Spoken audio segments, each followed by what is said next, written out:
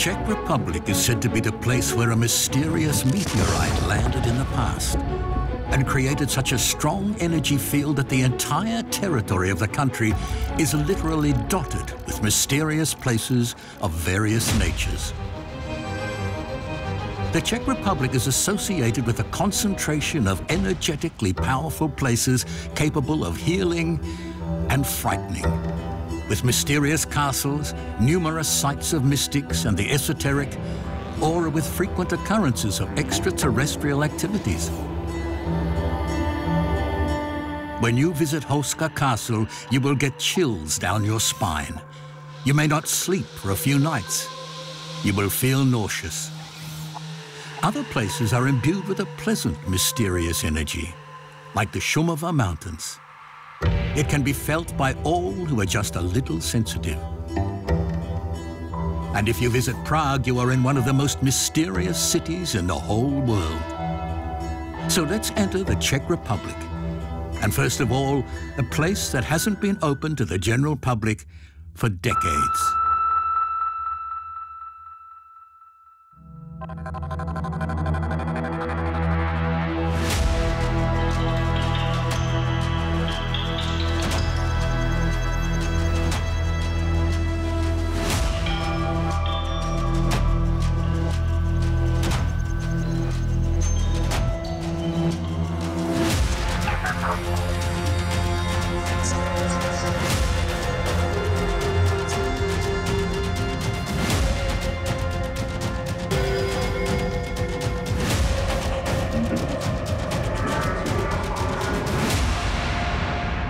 First, we visit the mysterious rocky region where Houska Castle is located. The Czech poet Karel Hynek Mácha wrote to a friend in 1836 that it was at this castle that he traveled through time and found himself in 2006, which was revealed to him by a girl he met in the future. Legend or truth? Castle Houska. There are places where you definitely don't want to be alone. But there's only one place where you have a damn good reason not to be. In the case of Houska Castle, founded in the 13th century, we're talking about a place that is associated with the darkest and scariest of things. There's a problem with Castle Houska. The border is unknown, the trade route is not known, and the surrounding settlement, nothing is known about that. Pagans call it darkness. Christians call it hell. And you don't have to be a believer to feel the supernatural power of the place. That castle is there to keep something from getting into the outside world. Castle Houska has a second name, the Hole or the Gate to Hell, gateway to other worlds. During the reconstruction of the castle in the 19th century, one of the workers was doing maintenance work when he suddenly heard strange voices coming from the castle chapel. No one was there, and the voices seemed to be coming from the walls.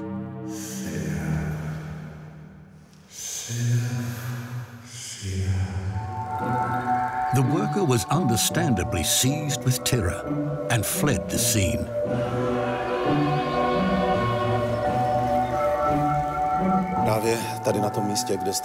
Here, in this place where we're standing, the earth should have cracked. The rock should have burst, a crevice so deep they called it the Hole, or the Gate to Hell.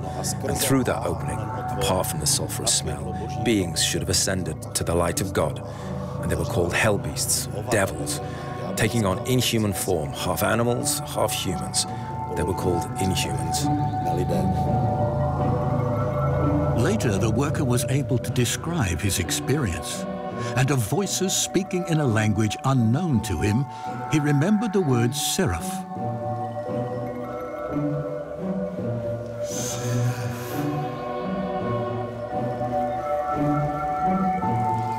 Seraph is a celestial being mentioned in the Old Testament. According to Christians, seraphs are of the order of angels surrounding God himself.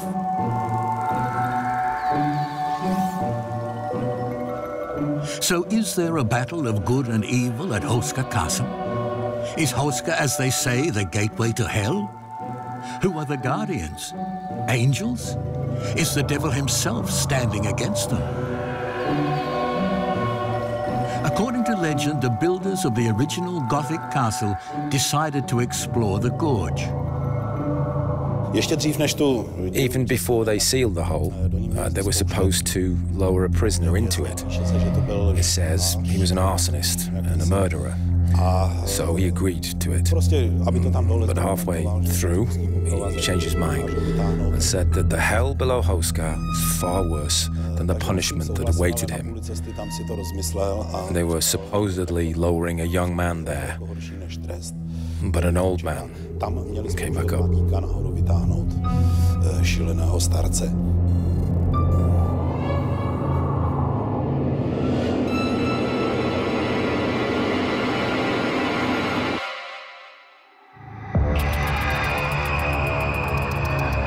People who have stayed at the castle in recent years have experienced hard-to-believe phenomena. For example, they heard the clinking of fireplace tools, or couldn't get through doors that can't be locked. When a suicide attempt was made one night by jumping out of a window, further requests for adventurous sleepovers at the castle were denied.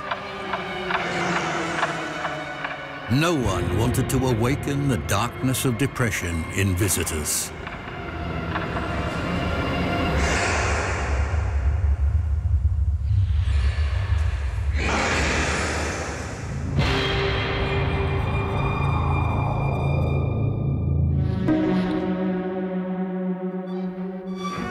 How is it possible that there was always an orange glow on the camera image at different points in the castle, and nowhere else during the entire shoot?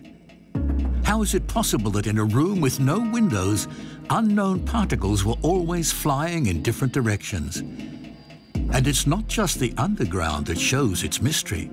In the attic, the ravages of time creates a suffering face out of cobwebs. Houska Castle has a really special energy, and we are not the only ones who have noticed strange things at Houska Castle. In the past, the paranormal team has noticed trouble and strange noises.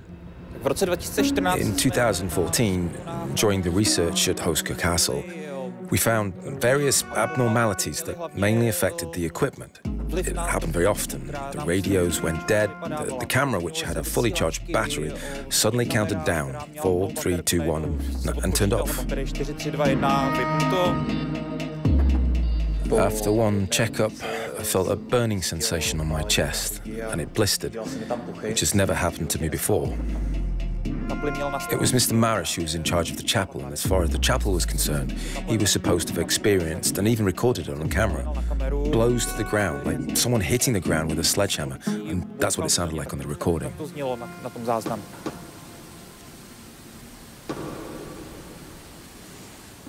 Legend has it that this place is guarded by a figure dressed in black, wearing a black cloak and a black hood, and has no face.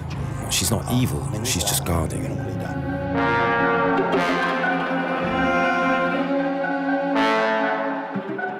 Houska Castle was built as a Gothic residence on the site of a wooden fortress. We can only assume what took place here in pagan times. It is possible that this peak of the Dubska Hills became a place of rituals and magical initiations in ancient times.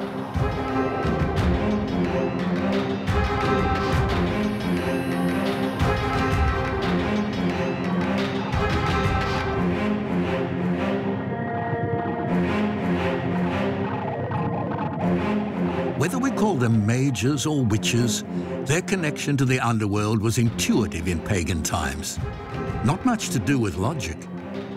However, when you wield supernatural powers, the temptations tend to be great, especially where dark energies are prevalent in places of power.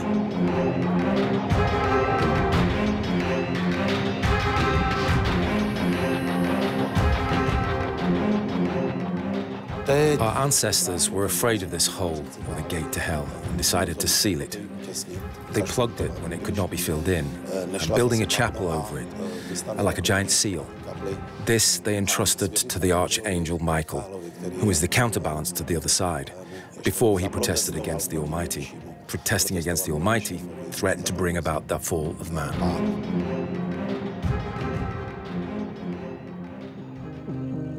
We soon learned that Houska Castle attracted even occult-obsessed Nazis during World War II. During World War II, the Germans stored occult literature here. They had Jewish Cabal, Masonic books. They did magic here. It remains a mystery why the dead bodies of Nazis were found outside the castle after the war, when there was never any fighting at the castle. Who killed them? Why did they die? Where were they buried? Under the wooden floor. They weren't graves. They were just under the floor. Moreover, historical documents reveal that the castle was supposed to be a breeding place for representatives of the Aryan race. I'm convinced that here, if we put it in quotes, they wanted to produce those nutters, those berserkers who only hear go, go, go, fear nothing and move forward. The graves were found after the war by children who came for a convalescent stay. Those buried were wearing strange uniforms. If you work with dark energy, sooner or later it will destroy you, kill you. The imprisoned Polish and Russian women were said never to have left the castle. Did they succumb to sacrificial rituals, like the buried Nazis? The Germans said they wanted to decide the war from this castle. There was also a man at the castle who claimed Houska was a location for time teleportation. This is a man who claimed to be Irish and to know that Hitler had teleported from here. Work it out for yourself. The Irishman attended a mystery conference at the castle and convinced the owner that there was a teleportation room. Alexandra Mackenzie, a clinical hypnotherapist, also experienced something unexpected here, thanks to her extraordinary spiritual abilities. I had an impulse. You must go to Houska Castle. There's a chapel in the castle. There's an entrance to the chapel, and both my husband and I stopped, and it wouldn't let us in. I had a strong feeling that we had to go outside the castle, and suddenly the wind blew, and it blew my hair in my face. At that moment, I entered another dimension, another time. I think there are two ways to travel through time. One is at the level of technology, but I'm personally hugely inspired by the books of David Bohm, who describes a kind of holographic universe in the sense that by, say, electrochemical stimulation of the brain, you can recall memories from the past or even from the future. One actually perceives perfectly the experience from the past, with all the details, or from the future, as if one were in it right now. I turned around and I became a priestess. We found out that at that particular place, at the lookout, pagan ceremonies were held for a rich harvest. I look down at myself and think, that's strange. I was wearing a white linen dress and a belt, which I then painted on because I saw it in detail. It had flowers embroidered on it. It was tied up. Whatever we actually observe is, one can call it a kind of hologram, meaning if we observe a hologram of the present moment in exactly the same way, in my opinion, the consciousness can be tuned in the same way to observe a hologram in the past, and yet, moreover, none of us are actually able to distinguish which of the holograms I am observing right now. And I walked down the hill like a priestess in procession. There were still a few young women there. I came down and I wanted to enter the castle from the side. And that's when it hit me. I thought, oh, maybe they're going to sacrifice me. I saw that the priestess's dress had fallen off her like that, and she was standing there naked. They entrusted the grain to chaos, and the priestess of the harvest lay down the furrow, and the prince of the harvest on her. I didn't want to know what was going to happen next. It was interesting to see the inside of the castle, though. Something was obviously going on, some kind of ritual, whether positive or negative, I couldn't say. Certainly physically, you as a person are not going anywhere. In spirit, yeah. Particles move from the past to the future, and antiparticles move from the future to the past. Yeah, so the arrow of time doesn't really play any role in terms of physics or quantum theory. All processes are actually reversible. Like anything can move towards the future or towards the past. Then the wind that blew through my hair, the way it made me turn around, made me shift in time to another place, to another person. Whether it was my past life, I don't know, but it was someone else's story. Einstein's theory of relativity about time travel is admitted by default. What if centuries ago a place was found in northern Bohemia that had been a portal to enormous energy power since pagan times? The message was that now is the time when female energy must be reactivated. Was Houska a place that, with the advent of Christianity, was legitimately interpreted as a gateway to hell? Or even a place where one can travel through time? Were the manifestations of magical and paranormal forces evoked by pagan sorcerers the main and perhaps the only reason for the construction of the Gothic fortress?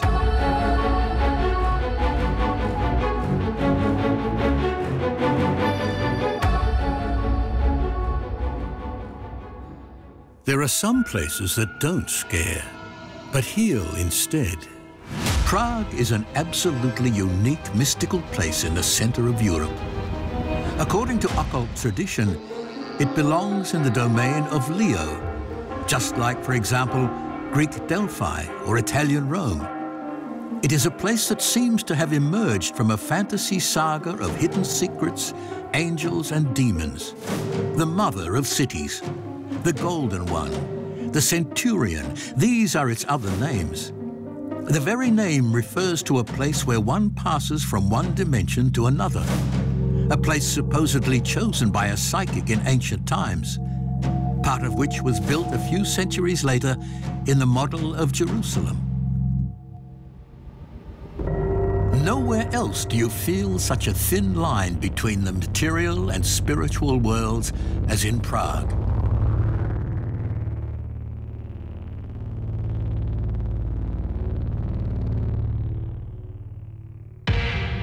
One of Prague's most amazing secrets is in the Carmelite monastery at Hradčany. It's the mummified figure of a woman. She sits on a wooden chair, and in the Christian world she is known as Marie, the Elector of Jesus. And her story is truly extraordinary. She was named Mary Electa. Electa means chosen one. And it probably points to the fact that the officials who gave the name must have perceived her as special in some way. Even in her childhood, Marie was called the Holy Child. Many considered her one of the greatest mystics of her time. A saint is a person who, during their lifetime, was close to God in some extraordinary way, and people around them somehow perceived that God's holiness, God's goodness, God's beauty, or God's courage was manifested in them. After the death of her father, to whom she had a very strong attachment, Marie Electa was so shaken that in her deep grief she was able to bring herself to a quite extraordinary state of consciousness. She reportedly heard the voice of God comforting her with the words, "Do not be afraid. From now on, I will be your father." We knew that Mother Electa was greeted on her arrival in Prague by enthusiastic crowds of Prague citizens who already knew about her and regarded her as a saint. In the monastic silence, solitude, contemplation and deprivation of the individual senses, she may have been able to connect with God repeatedly. Her spiritual growth was utterly unique. Before she died, she had her diary burned. Why she did so, we can only guess. What has survived are a few letters from confessors or spiritual directors, and these reveal the great depth and intensity of her spiritual life. On January the 14th, 1663, there was reportedly a big frost, and the mortar froze. Perhaps this is why the masons used boiling water to bury Marie Electa in the tomb cavity. The water flowed not only into the grave, but also into the coffin. No one knew about the use of impregnating and preserving agents in the treatment of the body of the deceased before burial. No mention of mummification was found anywhere. There was a strange glow coming from the tomb, and even strange voices were heard in the monastery. One nun went to the tomb to relieve her headache. It seemed to her that Marie Electa had gained the power of healing after death. Miracles began to happen, and this led to a quite unique decision for that time. 3 years after the burial of Prioress Marie Electa, more precisely on the 14th of January, 1666, the new Mother Superior, Euphrasia of Jesus, gave her consent to open the tomb. Surviving written testimonies confirm that one of the reasons for this unusual decision was the extremely strong smell of violets around Electa's grave, although none grew there. After the 3 nuns had re-excavated the grave and uncovered the lid of the coffin, a shocking revelation was made.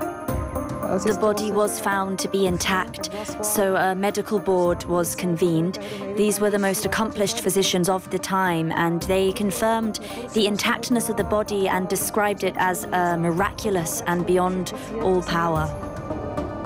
The preservation of the body is a proof of holiness, because it's as a result of sins that the body decays. The cases of such preserved bodies are known mainly from the so-called Christian environment. Some Roman martyrs were preserved in this way. It is not entirely about saints or people from church circles.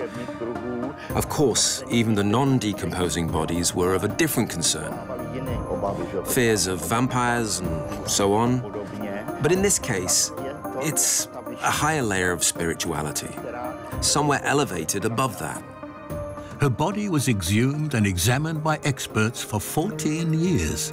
It may be that even after death, the person bears signs of divine proximity or a certain divine action, and that the body does not decay and remains preserved. It is a miracle. It is the same as the case of Saint Cecilia in the Trastevere when it was dug up. What's a miracle anyway, right? It's actually when many causes, physical and otherwise, come together at a single point, in a single sort of node. And suddenly something happens that doesn't normally happen. The Commission wrote a report, still preserved today, which states only one thing. In 2003, under the guidance of Dr. Emanuel Vulcet, the body of Marie Electa was further examined, and even then they confirmed in their report that the phenomenon was extremely remarkable and rare. Electa was a prominent Carmelite nun. She was an intellectual, but she also lived a rich, contemplative life, and that was the reason for the preservation of the body. Little known, for example, that she suffered terrible pain for 30 years. She had severe cirrhosis of the liver and other illnesses. But she, through the power of her faith, was able to somehow rise above her body, above the pain. That she tuned into that inner strength, which she then turned outwards. That's actually how that energy can be transmitted. Today, Marie Electa's body is mobile at the shoulder, elbow, and knee joints. Marie Electa is sitting in a chair without support. People can still come to admire her well-preserved body and ask the Carmelite for intervention. We keep in our archives hundreds of testimonies of people who say that they have experienced or are experiencing the help of Mother Electa, whether in health, work, housing, or relationships. I prayed to Mary Electa for help, and the surgery went well. And although my platelet count still wasn't up to normal, it was half of the lower end of normal. I've been taken off medication and just keep going for checkups. It's been over 5 years. Believers claim that miracles still happen today through her intervention. When you love God, miracles can happen, and Marie Electa is said to have been one who was in close communion with God. I've always been listened to. Mary Electa asked me to fast and pray. Thank you very much. It will be possible to visit Mother Electa and pray with her in the space that will be created under the church in the crypt. We're planning to build a museum here. If everything goes well, it will be in 2024. Was Maria Electa a spiritual being with quite extraordinary abilities? It is not only for Marie Electa that a new church will be built in Drasti, near Prague. There is another mystery connected to the Carmelites, which attracts hundreds of thousands of believers every year. The world knows it as Bambino di Praga. The wax statue of the child was donated to the Carmelite Church of Our Lady of Victory by Polixena of Lobkowitz.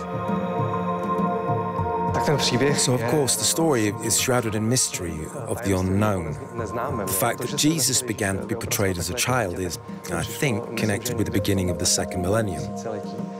There would have been nothing strange about a seemingly ordinary gift of mysterious and unexplained origin from an Orthodox Catholic if the statue of Jesus had not been accompanied by the reputation of something miraculous. For myself, it's a bit of a mystery how baby Jesus became so famous around the world. You'd think it would be an ordinary statue. I think of it as two things. One, the statue is really artistically valuable. And the second, for these people, at least as I see it, is they experience something that I would describe as a loss of fear of God here. They see God depicted as a little child. The Bambino di Praga arrived at the temple from Spain, and over the centuries has gained a reputation in many ways similar to that of the French Lourdes, the Portuguese Fatima, or the Bosnian Medjugorje.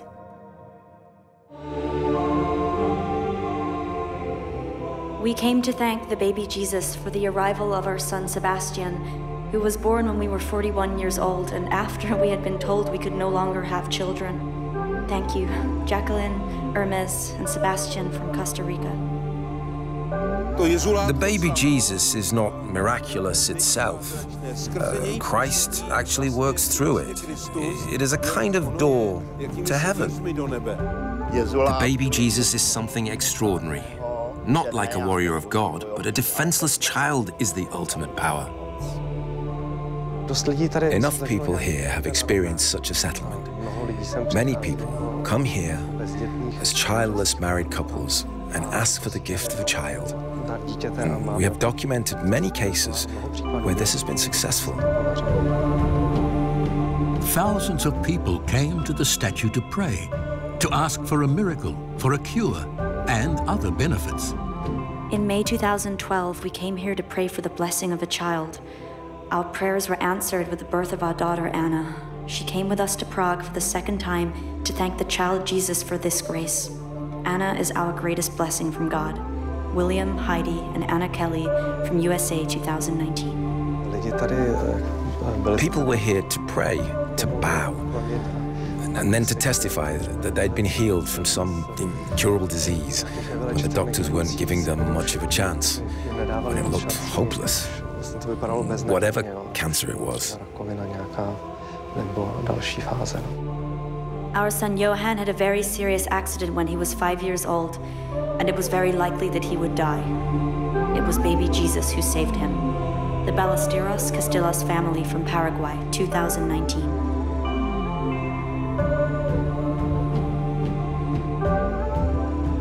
Bambino di Praga was to miraculously heal countless people and save the old town of Prague from the Swedish sack in 1639.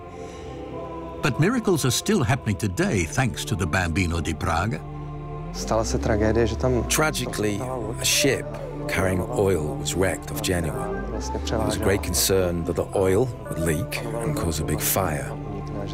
In the end, the tanker sank without the oil escaping. People considered it an answered prayer to the baby Jesus. And then they built a statue of the baby Jesus on the tanker. The statue has been copied countless times, and you can find more or less faithful copies of it in all parts of the world. The dress is seen as an expression of respect for the statue. They started to be collected here from different donors, and that's why they started to be revered. The infant Jesus has become an important part of the church, and today has over 250 vestments and dresses according to the liturgical feasts. I like him best when he's not wearing a dress. At Christmas, for example, we leave him without fancy clothes. Fulfilling the wishes of the faithful, the miracles associated with the infant Jesus were eventually noticed by Pope Benedict XVI, who personally gave him a golden crown, and the baby Jesus has his own personal prayer. So we can look behind the altar. It's a really beautiful place. For me, it's the most beautiful place in the church. It's where we come together as a community for prayer and meditation. When I pray, I don't say anything, or I don't pray to anything. The contemplation, it is for the inner free space, and that is what I perceive as an encounter with God. It's something liberating. What's above also has a world underneath. Not everyone knows what mysterious things lie beneath the Church of Our Lady of Victory. Graves and other mummies. These are images unknown to the crowds waiting for a miracle. Prague hides so many secrets.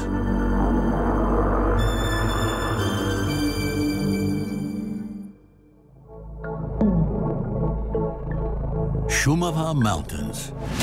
Let's start long ago at the remains of the walls of the so-called Giant's Castle. According to historians, it was probably built by the Celts and was the most important cult site in Bohemia. Once upon a time, a bone nearly 3 meters long was said to have been found here, glowing in the dark. Legend has it that it was not the only one, and that the locals once built a footbridge over the nearby Losenica stream, and even that was said to glow at night. Over time, the giant bones succumbed to the elements and disintegrated. The suggestion that they could be rare dinosaur bones doesn't hold water. But the giants gave rise to the name Giant's Castle. Were these giants actually visitors from outer space? The hill fort protected a sacred place, and archaeologists have not found any shards of vessels or production tools inside the mounds. Nothing of the sort. Nothing to suggest the castle was inhabited by humans. The castle was eventually mysteriously demolished, and judging by the state of the ruins, it was a destructive force. What force? No one ever found out. If this was a guarded place where close encounters of the third kind took place, the question arises, why here? In the same way that our ancestors built megalithic structures on certain specific points, because that's where the, let's say, extraterrestrial energy emanated from, so maybe aliens are looking for similar places where they can gather energy, maybe to recharge their flying saucers. Were our pagan ancestors able to tap into unknown cosmic forces? Or was it all due to the presence of gold, radon, and uranium in Šumava? Was the castle then destroyed on purpose? Or did the technology hidden in the castle escape with the alien civilization? Either way, mysterious, tall beings have appeared in Šumava, and we have credible evidence of this.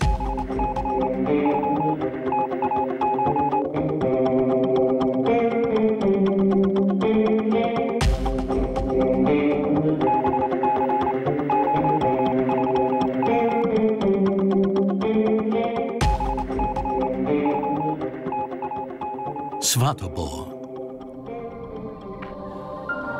The Svatobor hill rises 845 meters above sea level, over the town of Sušice, the gateway to Šumava. Just at that time, every year, there was a crop circle there, a pattern here on the Sušice, on the Svatobor, exactly. More than 20 years ago, Vladimir Onda and his girlfriend lived at the lookout tower. At that time, he worked in the nearby town of Sušice as a professional driver. There's a military transmitter. There's a TV transmitter in the back. There's a tower. I don't know whether this is an interesting place for them, if it's because of the transmitters.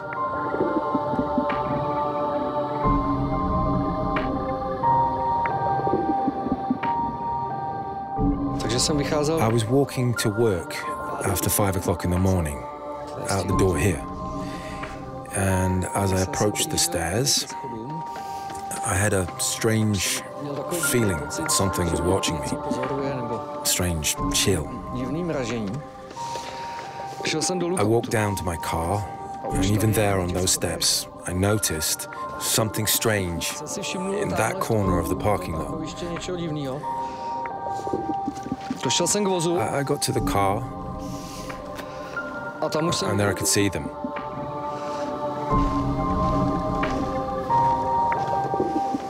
There were two of them standing across from me.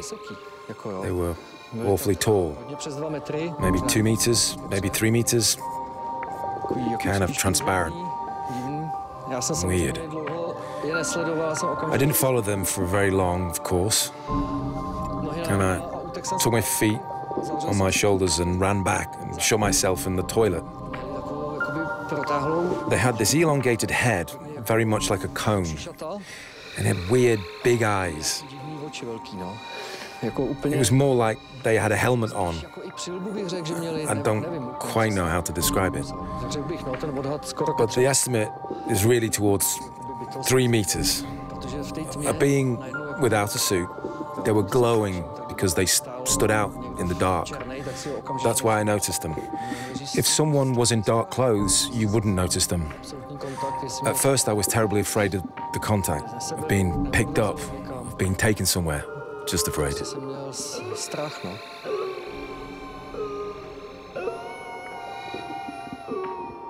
So I ran back to the house and watched from the little window.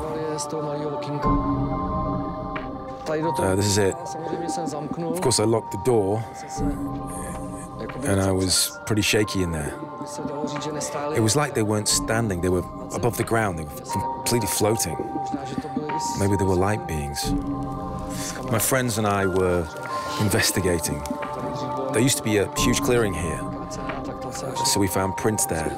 Maybe it's their craft had hit the ground. Then suddenly, they disappeared. It was just like that. It's like being transported back in time. I ventured out to the car about 15 minutes, and the car, which always started 100%, wouldn't start. So I pushed it down the hill and drove down to Odelenka. That's the village under the lookout tower. I kept trying to start it, despite the gear shift, and only there did the car start. Incomprehensible. The car actually started on the first try, every time. I didn't tell my girlfriend until 5 days later. I needed to talk about it. I didn't want to bottle it up. Half the people believe you, half think you're crazy. Then the tabloid journalists came along, and I didn't do any interviews with them. I didn't want to, even when they offered money. I didn't want to be in the middle of the media like that. There's a camp just up the road from here, above Odelenka, and a lady had an experience there. She also saw some UFOs.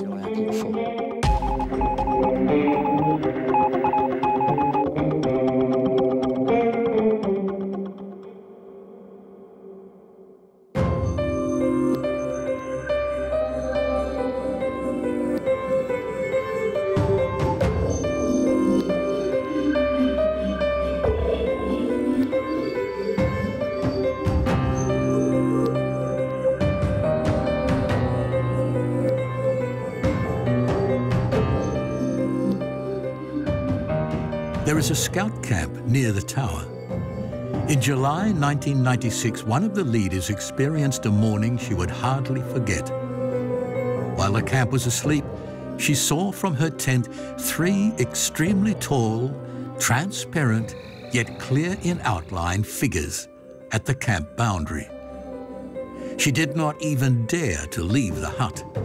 She just studied the figures, who supposedly had no discernible destination. Were they the same creatures that visited the nearby giants' causeways centuries ago? However, there are many more testimonies of people living in Šumava or in Pošumaví. And there were and are more anomalous phenomena that are associated with UFOs. For example, sightings of unexplained phenomena and movement of objects in the sky, and also the formation of crop circles. One of them was discovered by a local resident. We didn't find out until we were on our way to work. I don't think it would have been visible otherwise. From this driveway, it was beautiful. You could see that the circles had curved straws in a way that you couldn't normally do. And when we went to look even closer, it looked like something had actually landed there. We found that they contain geometry, for example, or there's a form of astronomy, mathematics, and there's some kind of message that those who create them are trying to communicate with us.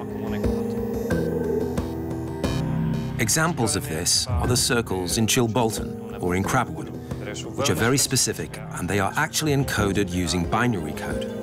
Then people became interested in it. They went there, but at first, when we first saw it, there was no sign of a person walking through there and doing it.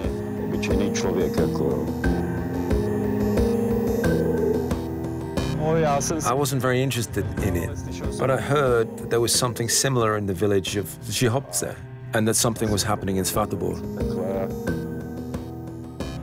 Something even more amazing was witnessed by an environmental expert. I was cycling from down the road for about 3 hours at night, mid-July. It's so quiet in nature, nice quiet. I came to a lime tree and I thought, wow, this calm is different. A strange, tense calm. I was looking at what was going on.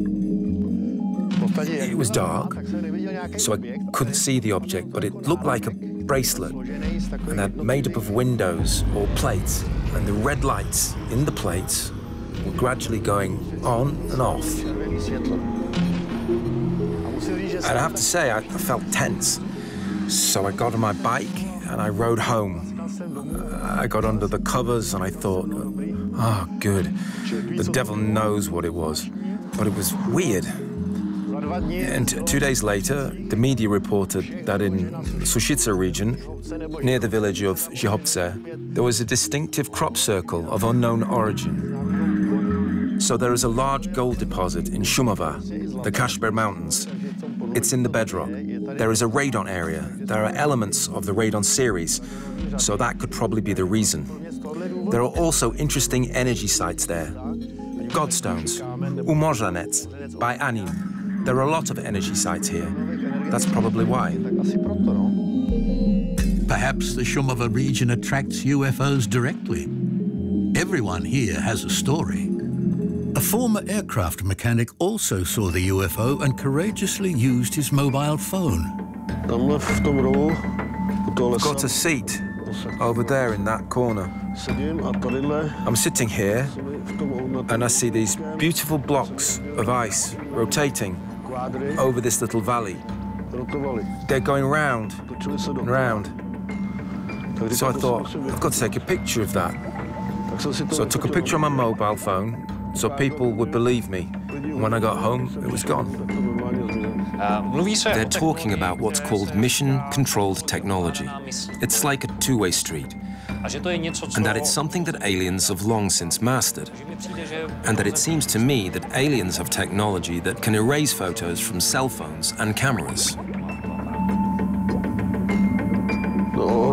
Huge 30-meter blocks that were rotating. about 6 of them. They were going round and round like that, beautifully regular, 30 meters at least. I was very surprised that something like that appeared, and I personally know that most of the objects are cigar or disc-shaped. There, as it's a valley, it was exactly at the summit.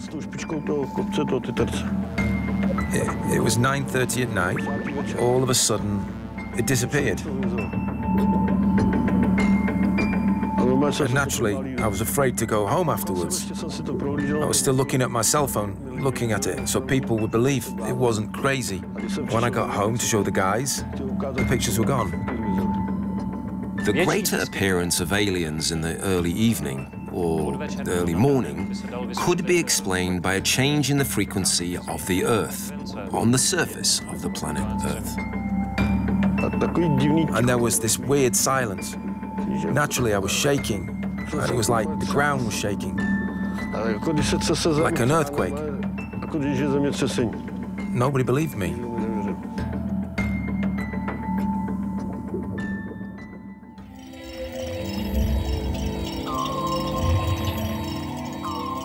František Pavlovec from Škudra almost got into a personal conflict with an alien civilization. But at the moment of the clash, his weapon itself shattered, and the flint stopped working. I was shooting at wild pigs. This is the neighbor's field. And then a flying saucer came and landed right in the middle of this field, between 2 villages. And this is where the saucer landed. I took my rifle, I leaned it against the pine tree, and I looked at them. I wanted to see them up close. I was looking through the scope and I thought, what if I take one alive? I just wanted to be a hero, to have that proof, like the first man. I couldn't do it anyway, because I thought, I'll just alarm them, pick up my rifle, shoot in the air, and then I'll get that one. Maybe I'll hit it with the butt of my gun. But the rifle stopped working, so I ran away, through the woods, home. I climbed into bed and got so sweaty I had to change. 2 hours later, I thought, was it real or not? And then I came to a gunsmith in the city who looked at my rifle and said, what have you done with that rifle? It was all fused together inside. I couldn't even break it open to take out the cartridges. It was all completely baked, and I was paralyzed, and that's when I got afraid. There have been described cases where soldiers have attacked alien craft, but usually it has ended in one of 2 scenarios. Either the missile turned on them, or the missile was essentially absorbed. When they got off the ship, one of the guys saw me, because I had him in my sights. I also wondered why they were here, if it's because of the radon that's here, if they were charging the plate. So they came out and looked around, or if they were here to see the ancestors. The old Celts were here. There's a reference to 16 huts. I came back the next day and I saw tracks as I ran, broken branches. The grass was just a little bare from the base plate, just like the body sat on the grass. I got a feeling of hopelessness, a fear that I'd never had before, that it was hopeless and that I didn't stand a chance against this force.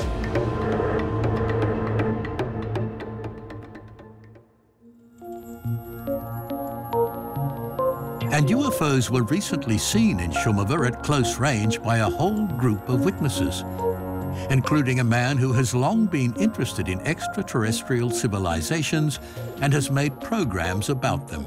I'm currently 2 years into a series called Top Secret UFO Projects, Declassified, which we have produced for Sky History and Netflix, where we mapped the world UFO scene.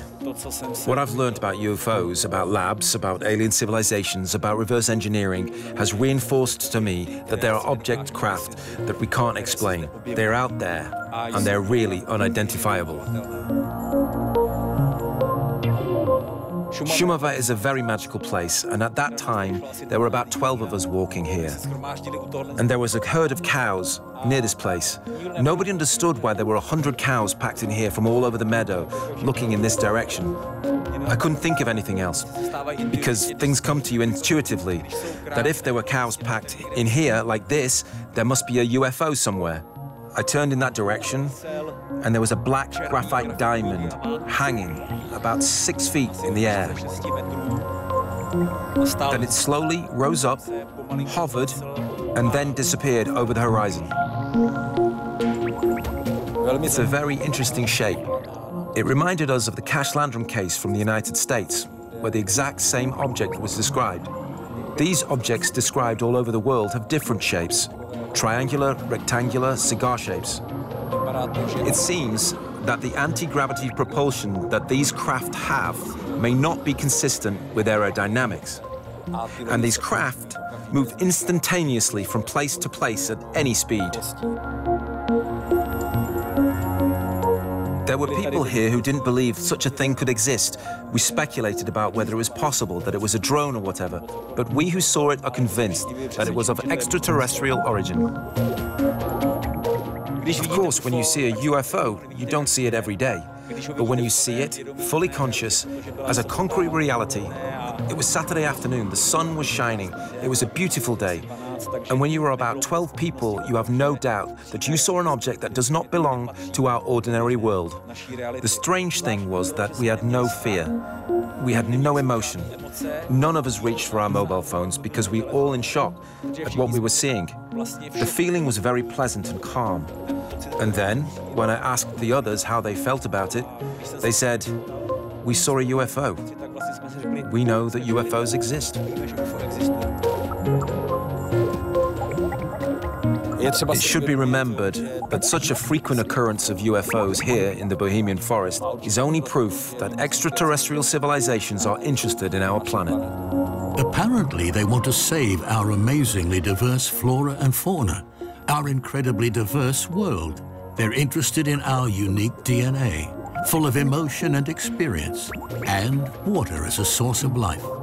They are shutting down our nuclear weapons, guarding our nuclear power plants, worried that we are capable of destroying our wonderful planet. What else does a country in the middle of Europe hold? We will certainly return to Bohemia.